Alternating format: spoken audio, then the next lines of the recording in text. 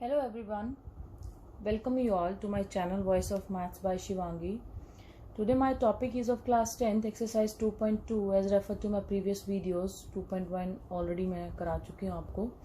Now before I'm going to start this exercise, first of all हमें क्या पढ़ना होगा, that relationship between zeros and coefficient of a polynomial.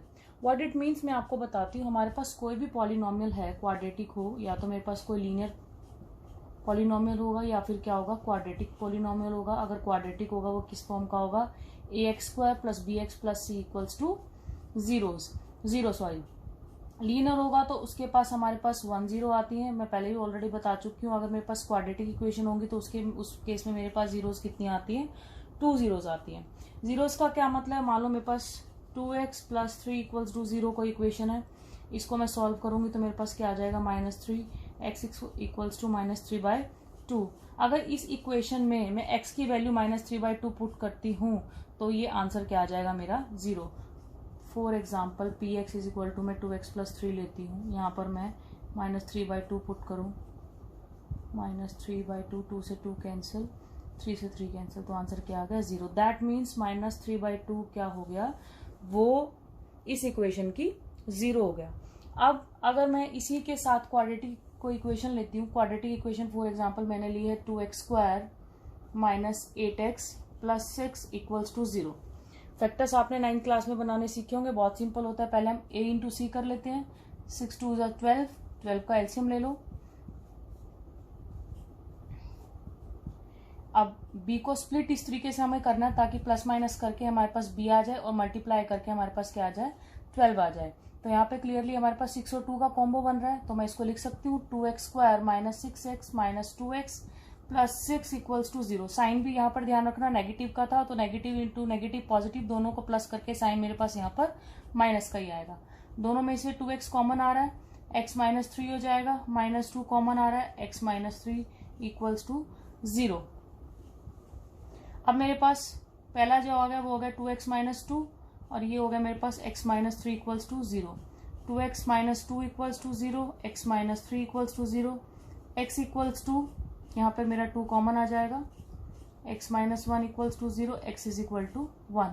ये हो जाएगा x = 3. मेरे पास जो यहाँ पर दो मेरे पास इसके जो जीरोज आई हैं वो मेरे पास क्या आई हैं, 1 और 3. दैट मीन जब भी मैं इस इक्वेशन में वैल्यू इसकी 1 पुट करती हूँ, एक बार आप करके भी मैं आपको दिखा देती हूँ. 2 × 1² - 8 × 1 + 6 = 0. 2 - 8 + 6 = 0. 6 + 2 8, 8 - 8 = 0. 1 पुट करते ही इस पॉलिनोमियल में मेरे पास क्या आ रहा है, आंसर 0. दैट मीन्स 1 क्या है इसकी, 0. और 3 पुट करेंगे तब भी 3 3 = 9, 9 2 = 18. यहाँ पर मेरे पास क्या आ जाएगा, 8 3 = 24, 18 + 6 करेंगे 24, 24 - 24 0 आ जाएगा. 3 पुट करते ही आपके पास आंसर क्या आएगा, 0.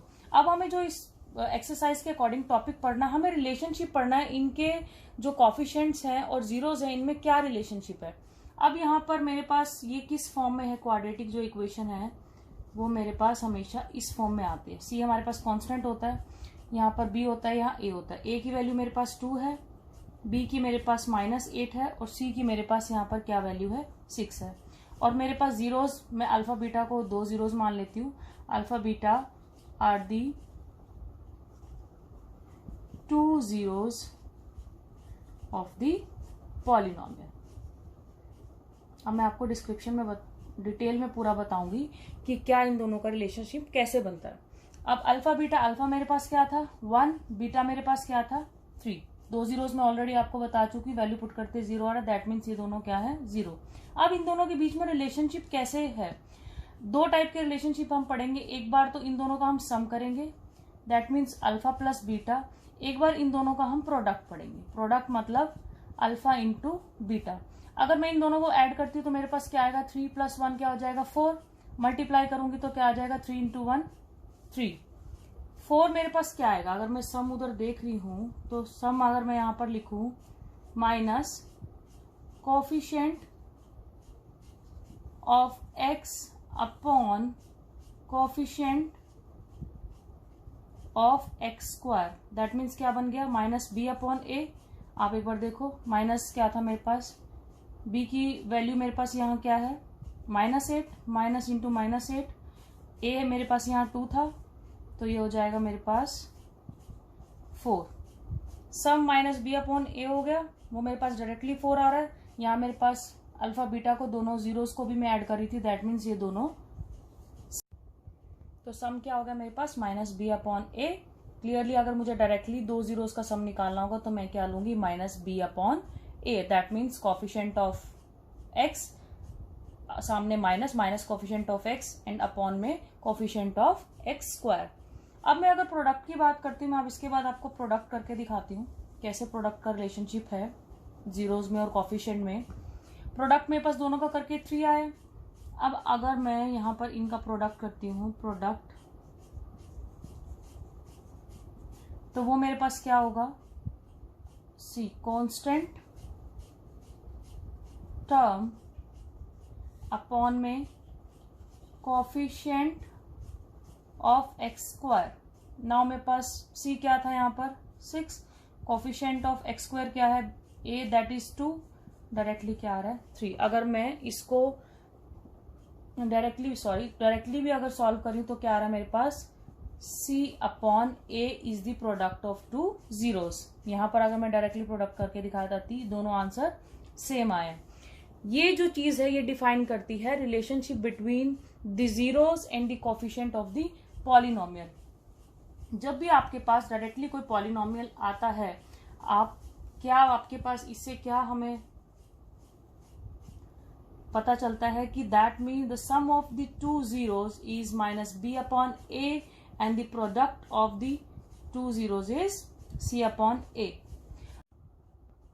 ये था मेरे पास क्वाड्रेटिक इक्वेशन हो तो उसके कोफिशिएंट और जीरोस का कैसे आप रिलेशनशिप बताएंगे। फटाफट से मैं एक बार आपके साथ क्यूबिक पॉलिनोमियल को भी डिस्कस कर लेती हूँ। फॉर एग्जांपल अगर आपके पास क्यूबिक इक्वेशन होगी तो वो किस फॉर्म में होगी, A X cube plus B X square plus C X plus D. अब हाईएस्ट डिग्री इसकी 3 है तो दैट मीन्स इसके पास जीरोस कितनी होंगी, 3 जीरोस होंगी। लेट्स से हम ले लेते हैं alpha beta and gamma are the zeros. अब इसके डायरेक्टली मैं अगर रिलेशनशिप बताऊं तो क्या हो जाएगा, alpha plus beta plus gamma हमारे पास क्या हो जाएगा, minus B upon A. Alpha beta plus beta gamma plus gamma alpha equals to C upon A and इनका प्रोडक्ट मेरे पास क्या हो जाएगा, minus D upon A. Directly आप अगर आपके पास क्यूबिक पॉलिनोमियल आता है तो आप डायरेक्टली उनके रिलेशनशिप को लिख सकते हैं। If you still find any query please inbox me in the comment box, I will reply there. And if you like my video, do share and subscribe my channel and press the bell icon so that you can get the regular updates of my channel. Thanks for watching my video.